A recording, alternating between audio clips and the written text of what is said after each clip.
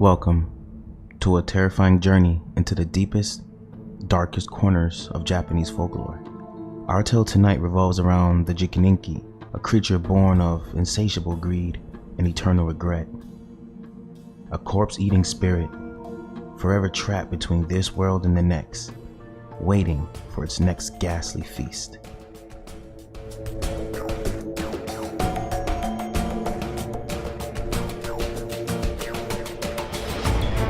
The Jikininki, sometimes referred to as a man-eating ghost, trace their origins to the Buddhist teachings, particularly those related to karma and rebirth. These terrifying entities are bound to an existence of feeding on the dead, a horrifying punishment for sins committed during their mortal lives. The Jikininki are far from a sight to behold. They resemble decomposing bodies, the skeletal frames barely holding together their rotting flesh. Their eyes, however, defy their decaying appearance, shining with an eerie, unnatural glow. Their sight is enough to make one's blood run cold. Our story takes us to a remote village in Japan, a quaint place seemingly untouched by the passage of time. This tranquility, however, belies a horrifying secret. A lone traveler, a Buddhist monk named Myo, seeking refuge from the road, arrives in the village. The villagers, although hospitable, betray a certain unease. They warn him against seeking shelter in a local temple, their voices choked with unspoken fear. Choosing to dismiss their warnings, Myo decides to stay the night at the temple. As the inky blanket of night unfurls, he is disturbed by an unsettling sound, a cacophony of gnawing and crunching. Driven by a morbid curiosity, he decides to investigate. The sight that greets him chills him to the bone. A grotesque creature, a Jikininki, hunched over a fresh corpse, engrossed in its macabre feast. Its body, a horrifying spectacle of decay, stands in stark contrast with its eyes that burn with an unnatural light.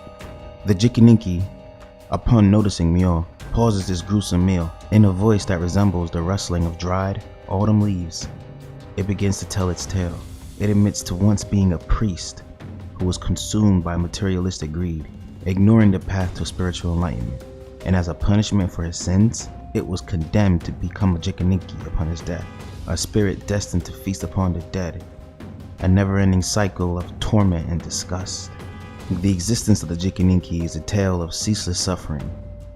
The spirit despises its form and the repulsive appetite it is cursed with, yet it cannot resist the compulsion to consume the dead.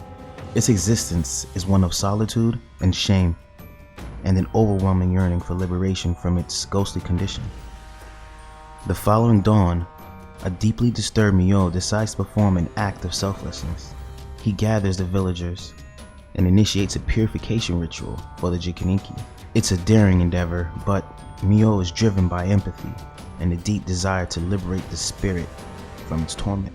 As the ritual reaches its zenith, a brilliant light envelops the Jikininki.